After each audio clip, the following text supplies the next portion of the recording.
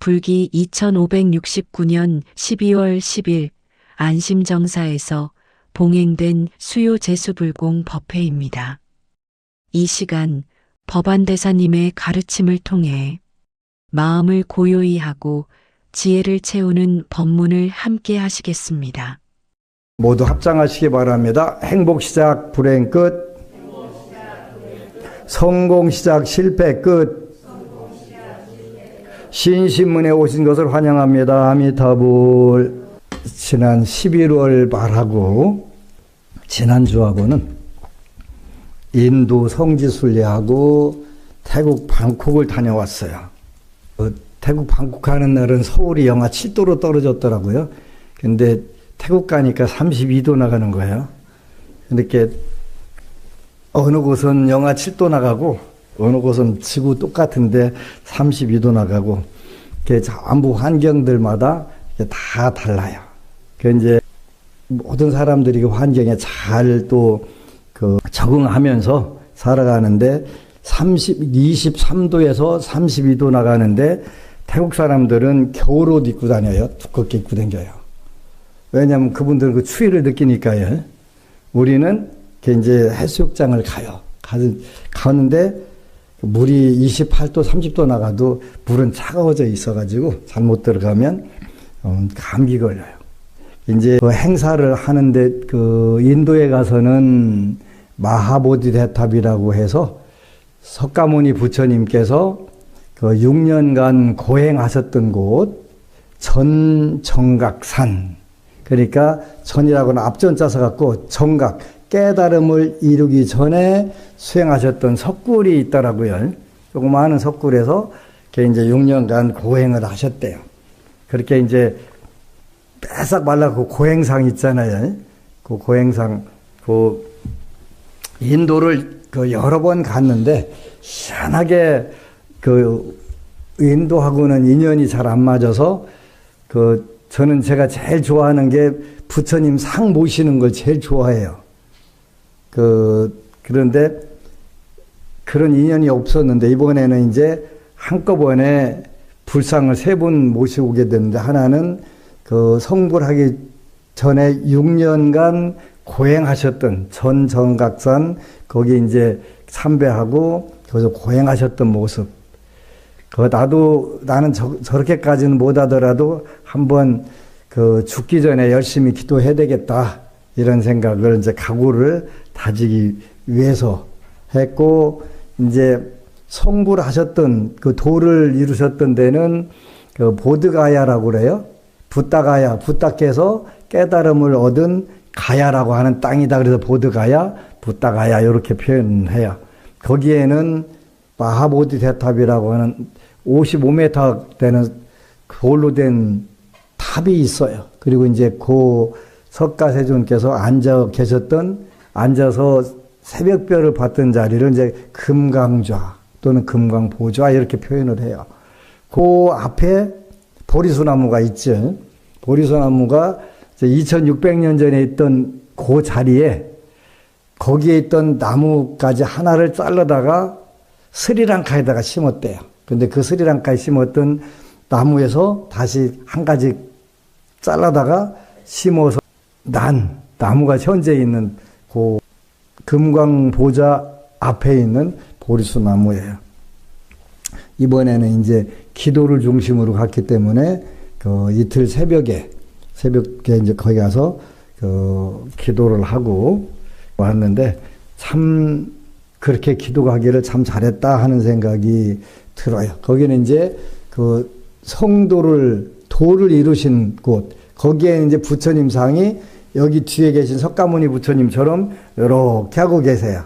이렇게 이제 항마촉진이라고 해서 무릎에다 이렇게 대고, 내가 깨달았던 것을 증명해라, 지신이여. 그래갖고 이제 지신이 나와서, 그래서 모든 마군들을 전부, 마왕과 마군들을 전부 다 항복받고, 그래서 촉지라고 하는 것은 땅을 가리켰다. 지신이 나와서 증명해라. 그래서 항마촉진이라고 뒤에 계신 불상은 그렇게 해요. 그리고 이제 한 곳 더 들렸던 곳은 바라나시라고 하는 그 사르나트라고 하는 곳인데, 사르나트는 부처님이 그 처음 법문하신 자리인데, 거기는 이제 주로 요렇게 손을 하고 있거나 또 요렇게 하고도 계시더라고요. 거기는 요렇게 하고 계신데, 일반적으로는 남방은 그 요렇게 이렇게 바치는 경우들이 많은데, 요렇게 하고 계신, 전 설법하시는 처음 부처님 법을 설하신 그런 상징이다. 요렇게 해서 이제 세 분을 모시고 왔어요. 그래서 이제 더 우리가 열심히 기도를 해야 되는 이유는, 이 약사경은 마지막 쪽에 보면 76절에 부처님께서 안한존자에게 말씀하셨다. 이 가르침의 이름은 약사유리광열의 보는 공덕이고, 또 12신장 요익 유정 결혼 신주라며, 또 제1체업장이라고도 하니 마땅히 이와 같이 받아지녀야 하느니라. 그래서 이제 약사경 읽기 전에 우리가 기도하는 방법이 대표적으로 6가지가 있다. 그렇게 설명을 했는데, 다시 조금 리바이벌을 하게 되면, 첫 번째는 경전을 독송하는 거예요. 경전을 독송하는데, 이제 경전을 처음 읽을 때는 횟수도 중요해요. 많이 읽는 게 중요해요. 그다음 이제 차츰차츰 여러분들이 어느 정도 이제 마음이 자본이 가라앉게 되면 그때는 천천히 읽으셔도 돼요.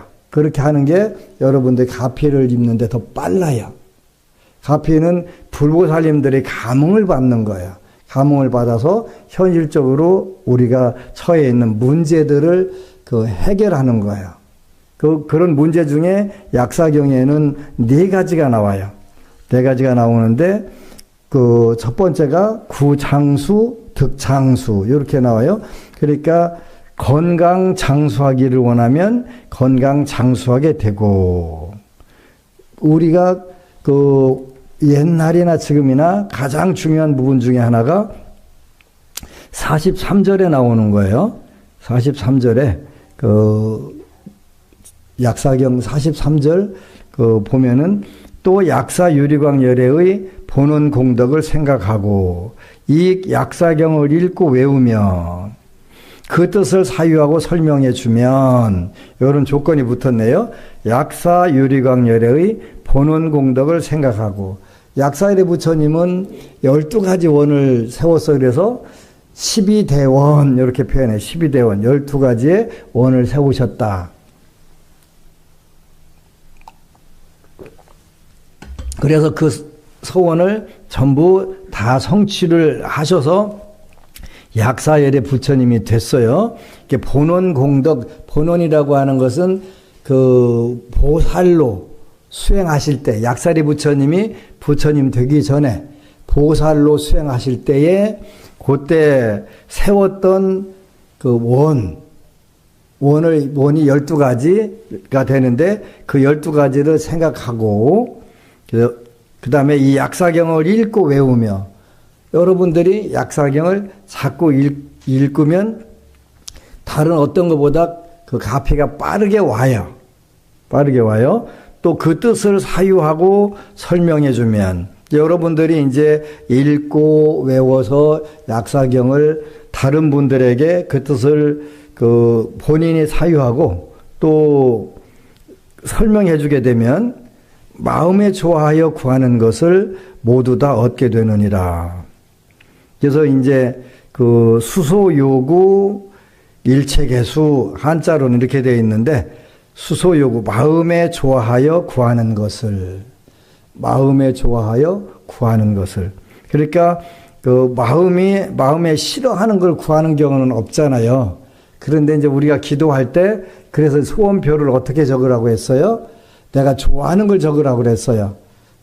나는 가난이 싫어, 이렇게 적는 게 아니라, 나는 부자로 사는 게 좋아, 이렇게 표현하라고 그랬어요. 가난이 싫어보다는 부자가 좋아, 이렇게 표현해요. 그게 무슨 뜻이냐면, 마음에 좋아하여, 여러분들이 좋아하여 구하는 것을 구하라고 그랬어요. 그래서 이거 굉장히 중요한 거예요.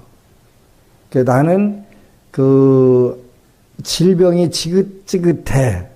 나는 질병 없이 살았으면 좋겠어. 소원표를 그렇게 적으면 안 된다는 거예요. 어떻게? 나는 건강하게 살고 싶어. 이렇게 적으라는 거예요. 근데 그거하고 차이가 납니까? 차이가 난대요.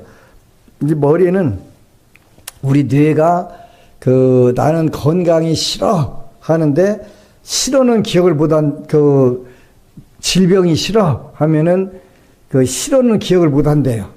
질병만 기억한대요. 그래서 나는 질병이 좋아하는 걸로 뇌가 착각을 일으킨대요. 그러니까 나는 아픈 게 싫어 하는 것보다는 건강한 게 좋아. 이렇게 나는 풍요로운 게 좋아. 그래서 여기 바로 마음에 좋아하여 구하는 것을 모두 얻게 되느니라. 그래서 이제 네 가지가 나와요. 오래 살고자 하면 오래 살게 되고. 근데 뭐 여기에서 나오는 것은 오래 사는 것은 벼랑백에다 뭔가 부르고 바르고 누워서 오래 사는 걸 말하는 게 아니고 건강하게 오래 사는 걸 말하는 거예요. 그래서 오래 살고자 하면 오래 살게 되고 건강 장수를 원하면 구장수 득장수 그러는 거예요. 그 다음에 부귀 풍요를 구하면 부귀 풍요를 얻게 되고 긍정적인 부분 좋은 쪽으로 여러분들이 구하라고 했단 말이에요. 부귀 풍요를 구하면 부귀 풍요를 얻게 되고 벼슬을 구하고자 하면 벼슬을 얻게 되고 아들, 딸을 얻고자 하면 아들, 딸을 얻게 되느니라. 이렇게 여러분들이 소원표를 약사경은 12대원이 있지만 가장 현실적으로는 이 네 가지를 위해서 여러분들이 기도하는 거예요. 이제 기도를 하면서 여러분들이 꼭 기억해야 될 부분들이 있어요. 여러분들이 아무리 건강 관리를 잘하고 운동 잘하고 영양 관리 잘하고 하면 병이 안 걸릴 것 같은데 병이 걸려요. 왜 걸리냐면 우리 여러분과 저는 업보 중생이라서 그래요. 업보 중생. 무슨 뜻이냐면 전생에 어떤 업을 지어서 금생에 태어난 거예요. 그래서 불보살님들의 원력이 아무리 강하더라도 내 업이 나를 가리고 묶고 있는 거예요. 누가 나를 묶어놓은 게 아니라 내 업이, 내가 전생에 지었던 업이 나를 묶어놓아 있기 때문에 그게 제일 무서운 거예요. 지장경 한 번만 읽으면 약사 이름으로 한 번만 부르면 소원성취 현재적으로 다 해야 되는데 현실적으로 되질 않아요. 안 되는 이유가 뭐냐면 우리한테 업들이 우리를 휘감고 있어서 그래요. 그러면 이 업을 어떻게 벗냐 이렇게 하는데 아까 설명한 6가지라고 그랬어요. 5가지는 여러분들이 쉽게 할 수 있어요. 독경하는 거, 염불하는 거, 진혼염송하는 거, 관상, 불보살님들을 명상을 하든 그 상을 바라보든 관상하는 거, 그 다음에 공양 올리는 거, 이렇게 5가지가 여러분들이 할 수 있는 제일 쉬운 방법들이에요. 근데 이거 한다고 그러면 다 이루어지냐? 현실적으로 안 돼요. 그러니까 우리가 이제 정해진 시간에 정해가지고 열심히 더 기도를 하는 수밖에 없는데 기도하는 방법이 뭐냐면 우리가 계율을 자꾸 지키려고 노력하는 거예요. 계율. 살생하지 마라, 도둑질하지 마라, 사음하지 마라, 거짓말하지 마라, 술과 중독성 있는 물질들을 섭취하지 마라. 이렇게 이제 나오잖아요. 계율을 지키고 그다음에 이제 더 중요한 것은 근본적으로 여러분들이 아무리 건강 관리를 잘해도 여러분들 몸은 반드시 병이 나게 돼 있어요. 그런데 생각보다 병이 잘 안 나는 분들도 있어요. 체질적으로요. 여기 약사경에 보면 그 방생을 많이 한 경우, 방생을 많이 한 경우는 수명이 길어지고 남의 생명을 그 건져준 공덕으로 본인이 다음 생에 훨씬 건강하게 태어나는 거예요. 현실적으로 굉장히 중요한 거예요. 여러분들이 그 아까 우리 법우님하고 잠깐 대화를 했는데 자꾸 물어야 돼요. 저한테 와서. 물으면 수월하게 그 답들이 나오는 경우들이 많아요. 그 어느 분은 그 하여간 암에 걸렸어요. 나이가 66세인데요. 근데 불안한 거예요. 당연히 불안하죠. 그 불안한데 어떻게 하면 좋겠냐고 하는데, 근데 이제 정확하게 와서 물으면 어느 병이 언제 어떻게 온다 이렇게 정확하게 일러드려요, 제가. 그래서 이제 64세에 암이 걸렸어야 되는데 그래도 64세에 암이 걸렸대요. 걸리는 게 다 정해져 있어요. 그러니까 그 정해져 있다는 것은 그걸 바꿀 수도 있다는 뜻이에요. 근데 제일 중요한 게 뭐예요? 정확하게 진단을 해주는 게 제일 중요해요. 그리고 이건 어디서 온 병이다 이런 거를 여러분들이 알게 되면 훨씬 그 극복하는 데 쉬워지는 거예요. 그래서 요 정해져 있는 운명들을 잘 체크하는 게 제일 중요해요. 그래서 그 언제든지 그 물으세요. 그 제가 지금 요즘에 여러 가지 고민을 많이 해요. 다른 고민은 아니고 그 이제 그 어떤 제 제자가 그 내 사주를 봐줬는데 내가 그 98세까지 산대요. 그렇게 이제 30년 남았더라고요. 딱 30년 남았는데 30년 동안 뭘 하고 가지? 뭘 하면 제일 좋을까 했더니 그 이제 30년간 그 만일 기도를 한번 해야 되겠다. 만일 기도가 27년 걸려요. 27년 걸리는데 한번 해야 되겠다. 그래서 이제 내일 12월 11일부터 1월 4일까지 25일간 이제 그 사종사업 기도라고 하는 게 마치게 되면 1월 5일부터 이제 일단은 제 7차 이제 대자재 기도하는데 요때는 그 이제 하루에 7시간씩 나무아미 탑을 기도를 하려고 해요. 여러분들은 다 할 수 없으니까 그냥 그 할 수 없을 때는 어떻게 하면 되냐면 여러분들은 그 공양 올리면 돼요. 물 한 팩 올려도 공양이고 초 하나 올려도 공양이고 그렇게 되면 그 기도하는 공덕들을 나눠갈 수가 있어요. 그러니까 그 여기에 한 컵의 물 가지고 영원하게 마르지 않게 하는 방법이 있어요. 한 컵의 물은 아무리 잘 보관을 해도 얼마 있으면 다 없어져요. 증발해서 없어지거나 또 아니면 엎어져서 없어지거나 없어져요. 근데 이 한 컵의 물을 영원히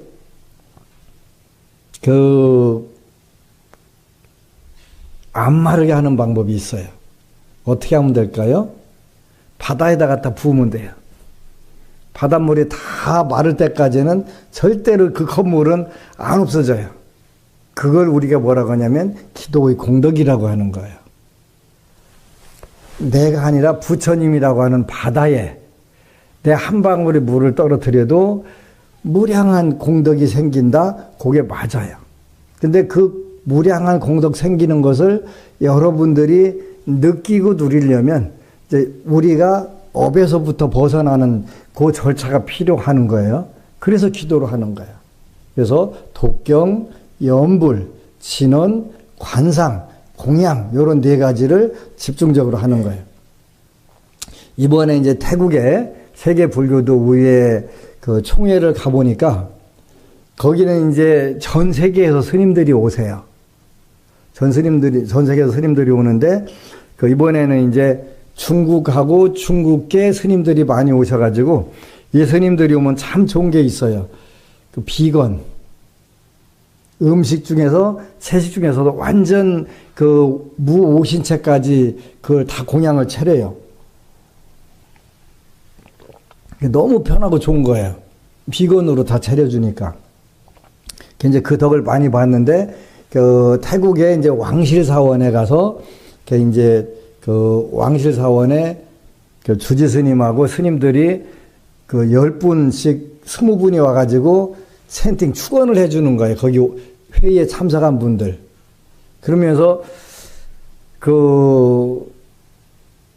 남방 스님들이 복이 많을까? 북방 스님들이 복이 많을까? 그거를 가만히 고민을 해봤어요.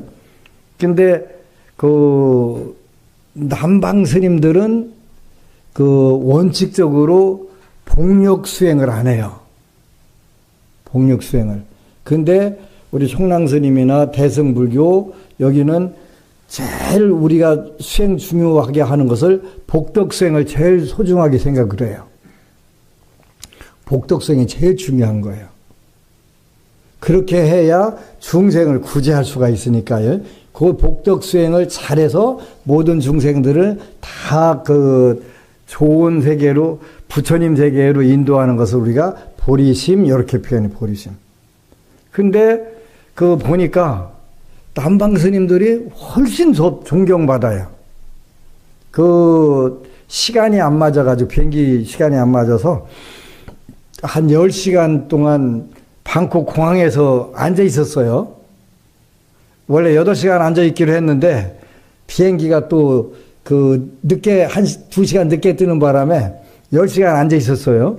앉아 있어서 보는데, 남방 스님들이 이제 회의를 마치고 가시는데, 거기서 이제 본인 나라에서 온 부자들이 있을 거 아니에요. 근데 공항에서 스님 의자에 앉아 계신데 거기서 삼배를 해요. 신도들이. 그것도 여신도들이 하는 게 남신도들이 삼배를 하는 거예요. 와, 이 스님들 진짜 이 스님들은 어떤 복으로 이걸 할까? 그렇게 될까? 근데 가만히 생각해 보니까 남방불교 스님들은 무슨 자원봉사하거나 사회복지 시스템에 활동을 할 수가 없어요. 법으로 못하게 돼 있어요. 부처님 계율로. 그렇게 못하는 거예요. 그런데 왕실사원에 가니까 왕실사원 주지 스님하고 10분 스님이 나와서 하시는데, 그리고 또 회의장에 왔는데 태국 프라임 미니스터라고 하니까 총리일 거예요. 총리를 프라임 미니스터라고 하지, 맞죠? 왔는데 10분 스님께 아주 특별한 공양들을 올리고 총리가 10분 스님들께 전부 무릎으로 이렇게 다니면서 절을 하는 거예요. 저 스님들은 어떤 복을 짓고 있을까? 그게 궁금하지. 첫 번째는 전생의 복을 많이 진 거예요. 두 번째는 이제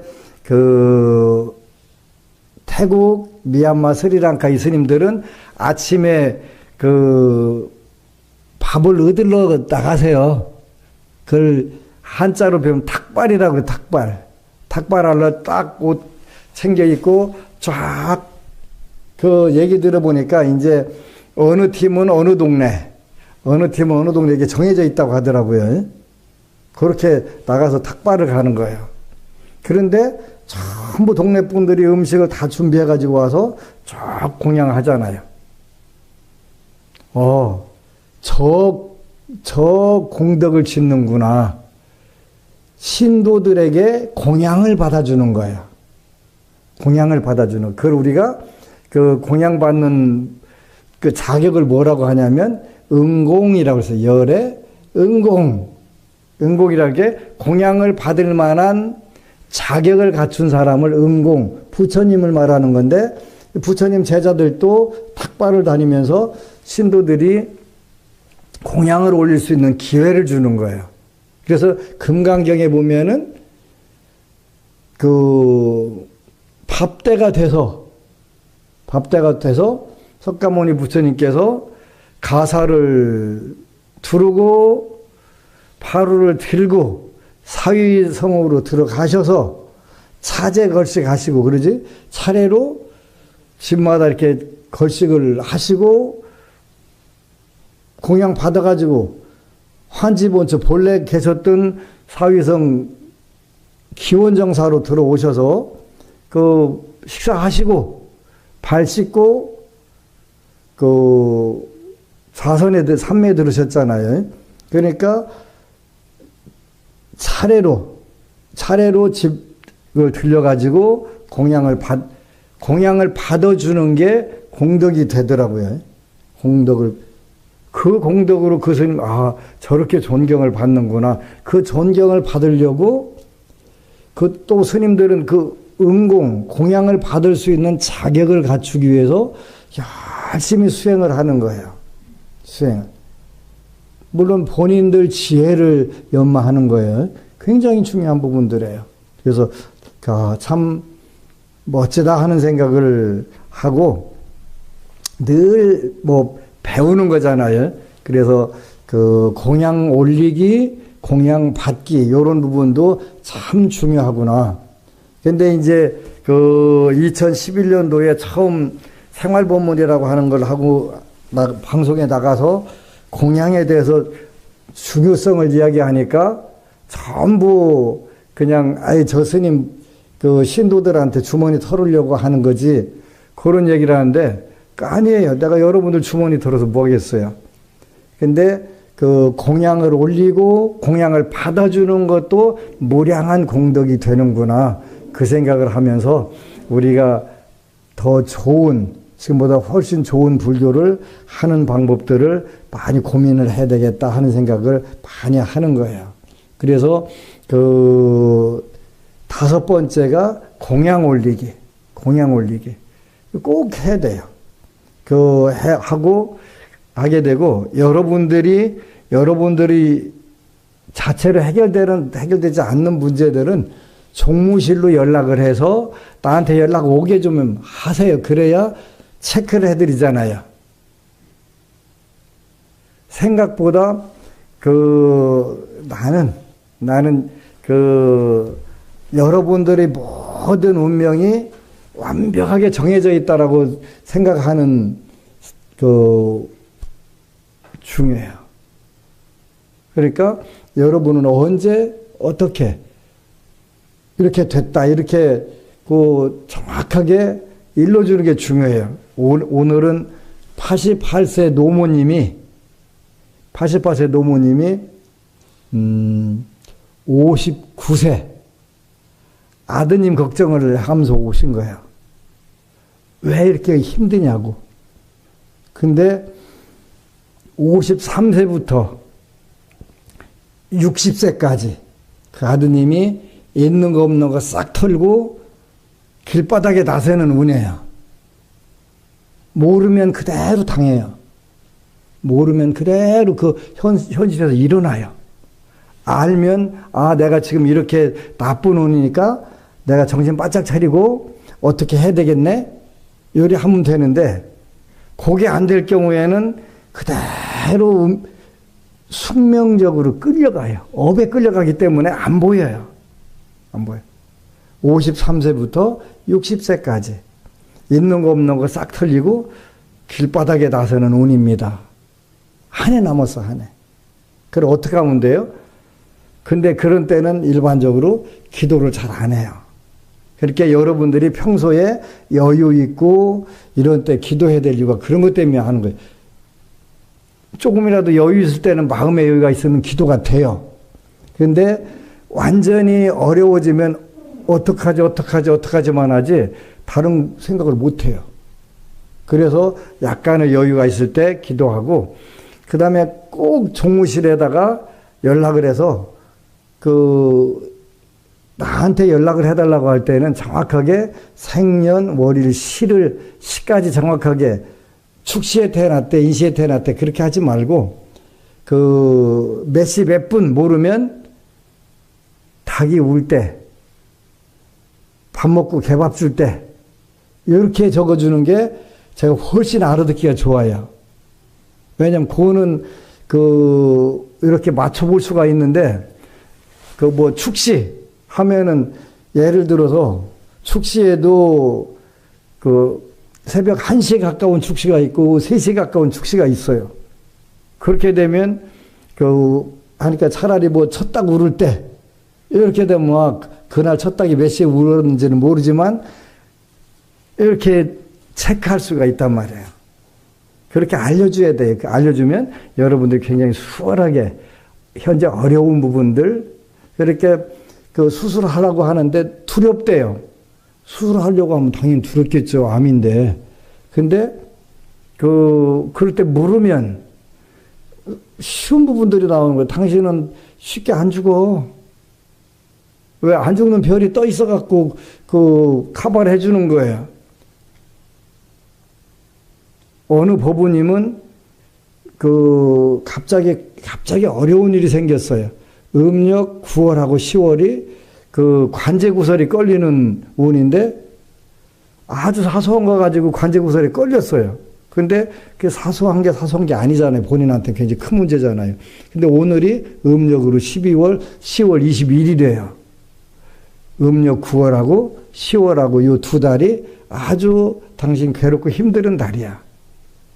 며칠 남았어요? 9일 남았어요. 9일. 근데 9일 못 피하고 그 일이 벌어진 거예요. 어느 법부님은 아까 내년 1월 8일부터 1월 8일부터 3월 4일까지 수술하게 된다. 그랬더니 그때 수술하자고 한대요. 병원에서. 그때 수술하자고 한대요. 그때 수술수가 들어 있어요. 그렇게 당연히. 근데 편안하게 갔다 와도 된다. 아무 문제 없다. 수술 실수 안 한다. 안 한다고 써 있어요. 그러니까 편안하게 가면 돼요. 그래서 그걸 뭐라고 그러니까 안심하고 가는 거잖아요. 안심하고. 굉장히 좋은 거예요. 그러니까 혼자 아등바등 떠는 것보다 이야기를 들으면 수월하잖아요. 왜 우리 아들이 이렇게 힘들어요? 요 기간 동안에 힘듭니다. 그럼 어떻게 하면 돼요? 88세 노모님이 기도를 해주시든가. 기도를 하세요, 그분은. 하시는데 아드님도 지장경 하루에 10분만이라도 읽으라고 하세요. 그러면 백지장도 받들면 좋은데, 나은데, 하물며 본인이 읽으면 훨씬 빠르게 업이 녹아가 나지 않겠어요? 말 한마디 들으면 용기도 생기고 기도할 마음도 생기고 다 생기는 거잖아요. 그렇게 하는 거예요. 그렇게 어떻게 하면서 할 게 아니고 어떻게가 아니라 어떤 방법이 있을까요? 묻는 게 굉장히 중요한 거예요. 그래서 우리가 여러분들이 근본적으로는 불보살님들을 의지하지만 현실적으로는 스님들께 또 여기 각 절마다 이제 스님들 계시면 스님들께 해달라고 이렇게 부탁하고 하는 거 굉장히 잘하는 거예요.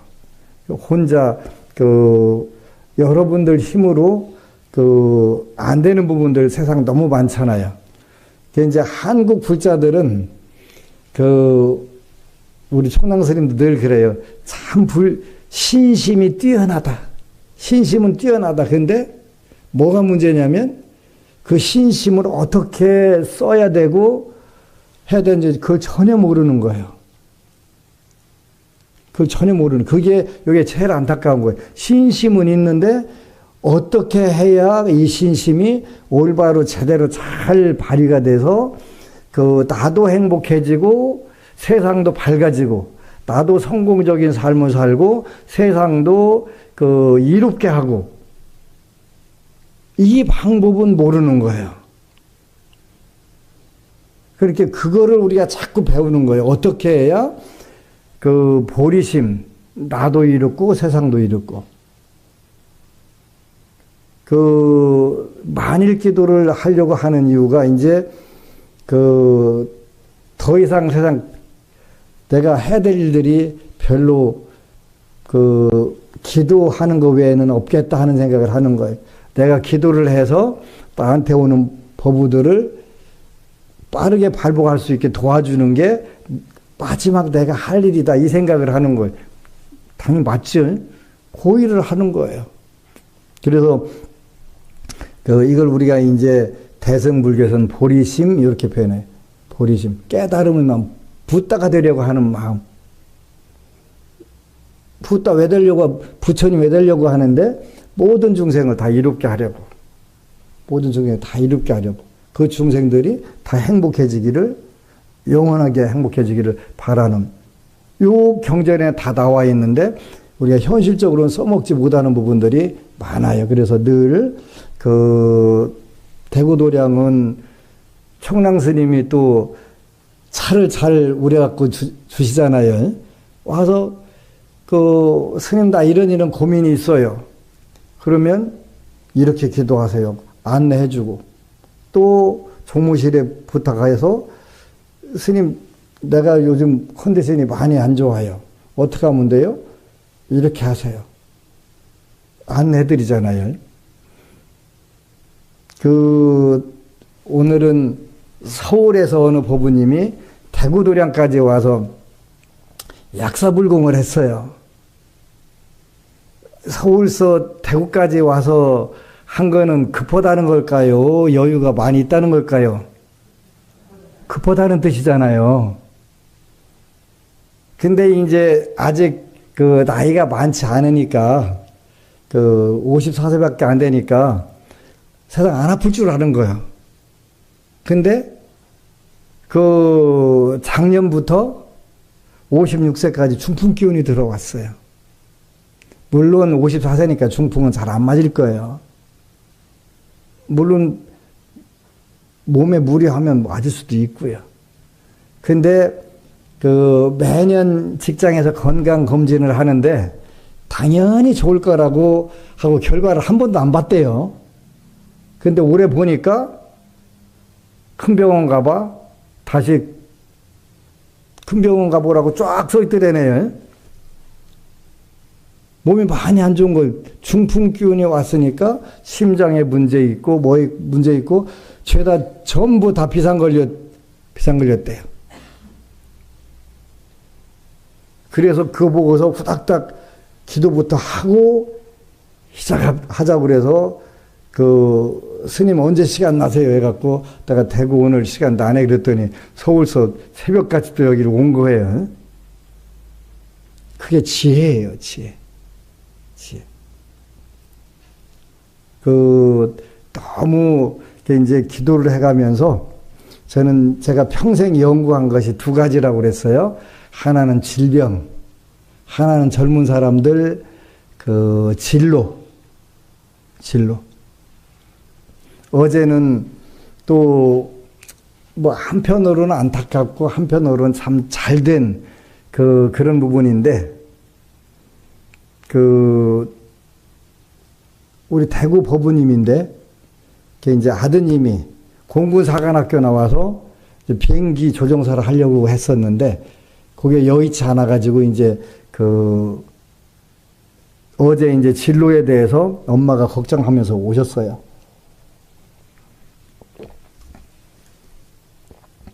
제가 뭐라고 했냐면 21살부터 24살까지 자기 직업이 아닌 세계 가서 외도를 한다. 외도를 한다. 외도하는 것은 내 길이 아닌 다른 길을 간다. 그런 뜻이에요. 그게 20살부터 24살까지 정확하게 29살까지 외도를 해요.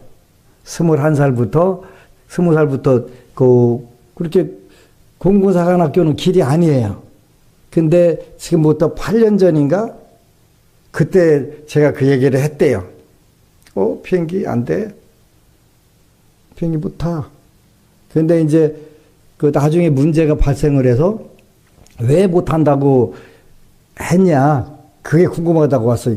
여기는 본인이 남이 조종하는 비행기를 타고 해외를 왔다 갔다 할 수는 있지만 본인이 비행기를 조종하지는 않는다. 그게 없다. 그러니까 정확하게 그 기간 동안에 외도를 한 거예요. 올해 28살이에요. 이제 그 외도하는 기간이 끝나가는 거예요. 그래서 그럼 뭘 합니까? 그래서 경영, 교육, 영업을 한다. 어디 가서 하냐면 금융, 경제, 재무, 회계 거기 가서 한다. 그때 공인회계사 CPA 시험 준비를 해갖고 2차 합격을 했대요. 그러면 이제 엄마가 걱정이 돼서 온 거잖아요.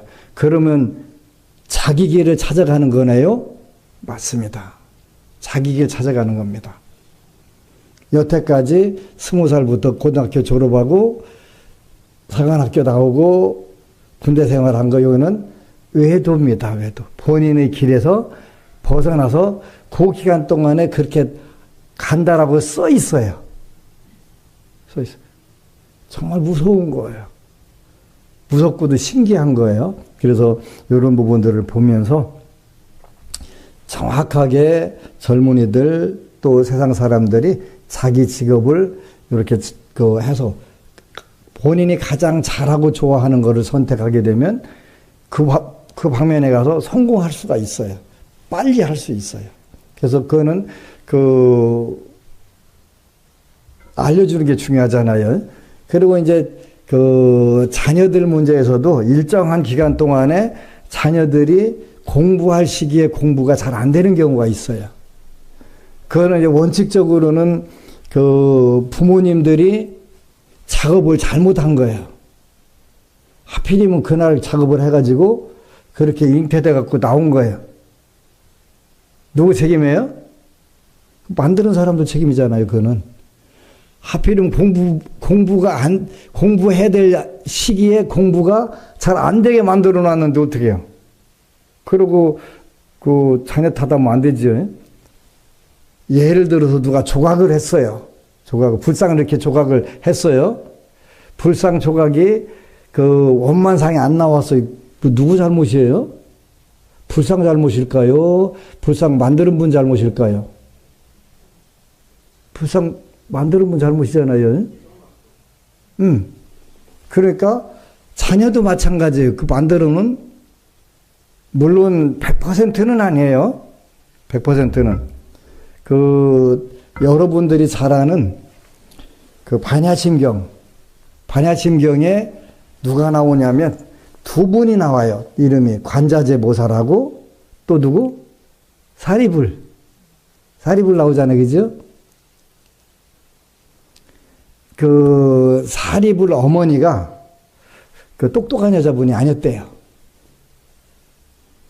근데 어느 날 사리불 존자 외삼촌이 보니까 갑자기 여동생이 엄청나게 똑똑해 천재가 된 거예요.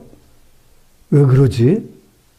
근데 이제 사리불 존자 외삼촌은, 그러니까 엄마의 오빠는 그 당시엔 수행자였어. 수행자.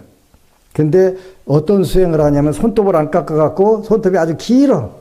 그래서 길장자에다 손톱 쫓아서 갖고 장조, 수행자를 범지라고 그랬어요. 범지.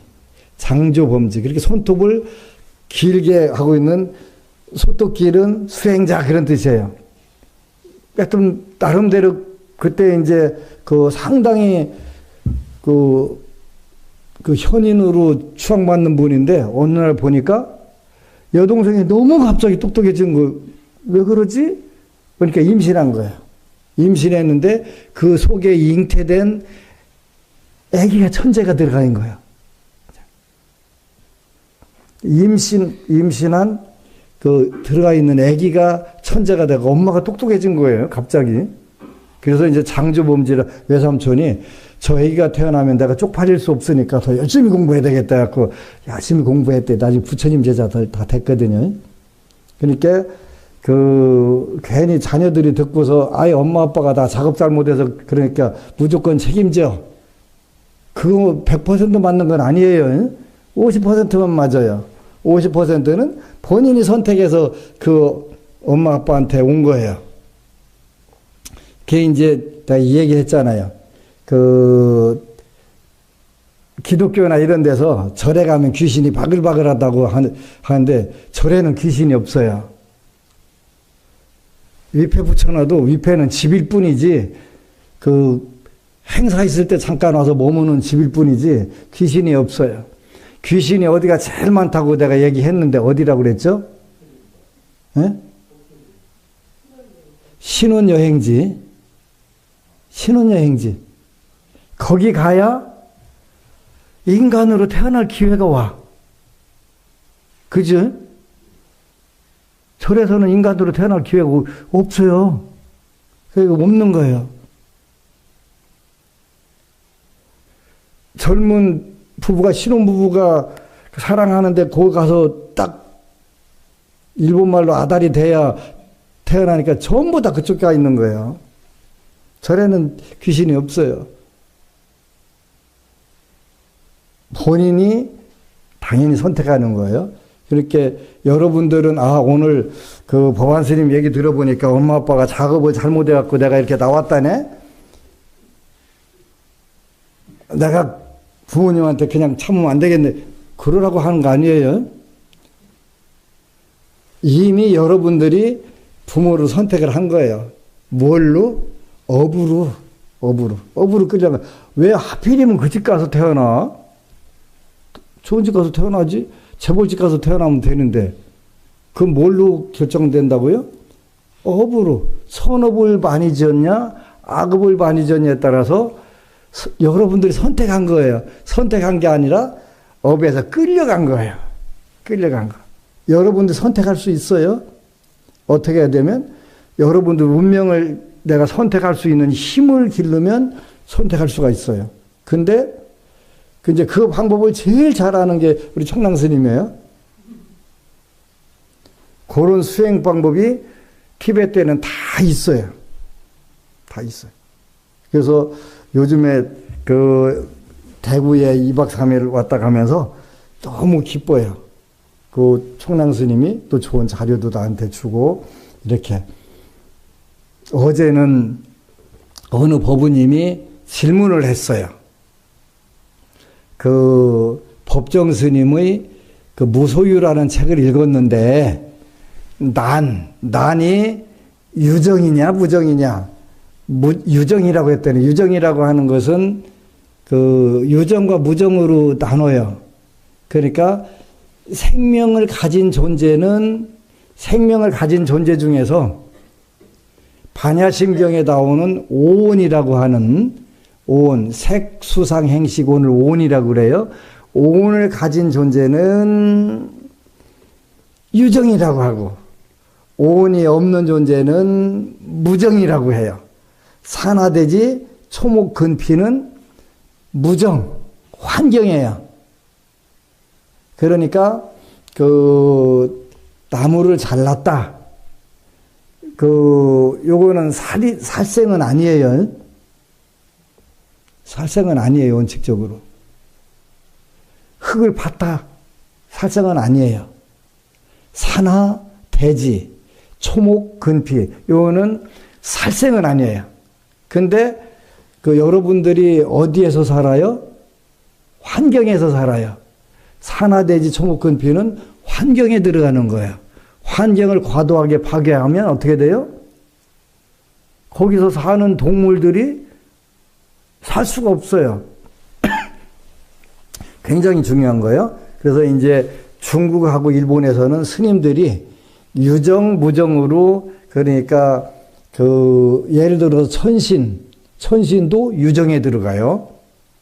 유정. 천신도요. 귀신들도 유정에 들어가요. 그런데 난초는 원칙적으로는 무정에 들어가요. 산화대지, 초목근피는 무정에 들어간다. 그런데 그러면 산화대지, 초목근피가 불성이 있냐 없냐 이렇게 질문하면 달라져요. 불성이 있냐 없냐. 불성하고 유정, 무정하고는 개념이 조금 다른 거예요. 불성은 있다. 그러니까 유정, 무정이 다 불성이 있다 이렇게 하는 거예요. 불성이 있다. 풍수지리는 땅과 물과 바람의 역할을 말하는 건데 여기에도 뭐가 있어요? 생명이 있어요. 땅 생명 있잖아요. 그러니까 그래서 생지다, 생의 기운이 나온다, 사지다, 아니다 이런 거 나오잖아요. 차이가 있어요. 그래서 산화, 대지, 초목, 근피도 불성이 있다. 요거는 맞아요. 요거는. 근데 산화, 대지, 초목, 근피는 무정이다. 현재 그렇게 총랑스님 말씀에도 이제 식물학자들하고 이런 토론을 많이 현재 그 하고 있더라고요. 근데 식물도 그 안이비설 신에는 없어요. 그죠? 눈기 코여 그건 없어요. 하나 있어요. 촉식. 그래서 읽은 중생이라고 표현도 한대요. 그냥 하나밖에 없어. 몸뚱아리 있단 말이에요. 그죠? 세곤이 있단 말이에요. 근데 안심정사 논산 본찰에 가면 대나무가 아주 기가 막혀요. 5년간 땅에서 안 나와요. 안 나오더니 굵게 해가지고 대웅전보다 높게 나오는 거예요. 그리고 거기까지 못 올라갈 것 같으면 나오다 죽어버려요. 죽인대요. 스스로 다. 그래서 이제 근본적으로 유정이냐 무정이냐 표현하면 일단은 나는 무정이 맞다. 근데 불성은 있다. 이렇게 표현하면 돼요. 그래서 이제 여러분들 새해에는 더 열심히 우리가 같이 합심 기도를 해서 여러분들이 더 행복해지고 더 성공적인 삶, 여기 약상에서 말하는 오래 살고자 하면 오래 살게 되고 건강하게 부귀풍요를 구하면 부귀풍요를 얻게 되고 사회적인 명예, 직장 또 활동처를 그걸 여기는 이제 벼슬이라고 표현했는데 벼슬을 구하고자 하면 구하게 되고 아들, 딸을 얻고자 하면 아들, 딸을 얻게 된다. 구해라 얻는다. 운명이 정해져 있다 하더라도 구하면 얻는다. 이게 운명을 거스르고 우리 인간의 의지를 최대한으로 확보하는 가장 중요한 그 구절이에요. 요 약사경에 나오는 구절, 구해라 얻는다. 구해라 얻을 득자 얻는다 이렇게 써 있어요. 그래서 우리가 인간의 몸 가장 소중한 몸 받았을 때 여러분들이 꼭 구해라 얻는다. 그 목표를 세워서 정진할 수 있기를 축원합니다. 아미타불. 그리고 여러분 사랑합니다. 여러분, 오늘 들은 법안대사님 법문 가운데 한 구절이라도 마음에 남았다면 그것을 일상에서 한 번만 실천해 보십시오. 마음이 바뀌면 인연이 바뀌고 인연이 바뀌면 삶이 달라집니다. 기도는 왜 하는가? 좋아지려고 한다. 약사경의 본원공덕은 약사열의 부처님이 보살로 수행하실 때 세웠던 원이므로 약사경을 읽고 외우면 가피가 빠르며 그 뜻을 사유하고 설명해주면 마음에 좋아하여 구하는 것을 모두 얻게 된다. 약사경의 수소요구 일체계소 즉 누구든지 좋아해서 구하는 바를 따라서 다 이루어진다. 약사경을 읽고 외우면 구하면 얻어지는 것은 첫째, 구장수 득장수하고 즉 건강장수를 구하면 건강하게 오래 살게 되고 둘째, 구부요 득부요하고 즉 부귀와 풍요를 구하면 부귀 풍요로워지고 셋째, 구간이 득관이하고 즉 직업 인간관계가 좋아지기를 바라면 그대로 이루어지고 넷째, 구자녀 득자녀 한다 즉 좋은 자녀를 얻고자 하면 아들, 딸을 얻게 된다. 그러나 우리는 업보중생이므로 내 업이 나를 가리고 묶여 있어서 잘 안 되지만 독경, 염불, 진언관상, 공양의 방법을 꾸준히 실천하면 비록 운명이 정해져 있다 하더라도 구하면 얻을 수 있습니다. 오늘의 법안대사님 법문 청취 공덕이 여러분의 삶 곳곳에 젖어들어 구하는 바 모두 성취되시기를 바랍니다. 그리고 오늘 법안대사님 법문이 도움이 되셨다면 구독과 좋아요로 인연 이어가 주십시오. 나무약사열의 불